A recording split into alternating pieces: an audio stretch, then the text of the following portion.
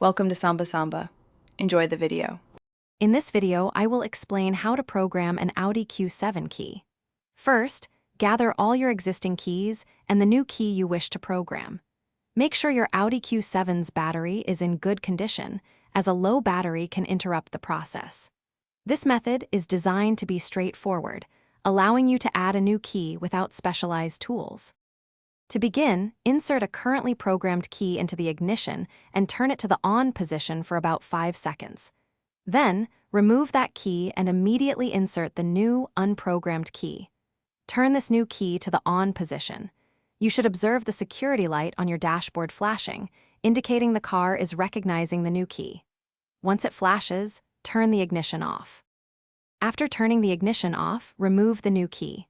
Now, test its functionality by attempting to start the engine. If the engine starts, the key's immobilizer chip is successfully programmed. Next, check all the remote functions, such as locking and unlocking the doors and operating the trunk release. Confirming these steps ensures your new key is fully operational for daily use. If your new key doesn't work after the first attempt, don't worry. Simply repeat the entire programming sequence, paying close attention to the timing of each step. It's crucial to have all your keys, both old and new, present during the process to prevent any existing keys from becoming deactivated. If you continue to experience issues, it's best to consult an Audi specialist. Thanks for watching. Consider subscribing if we helped you.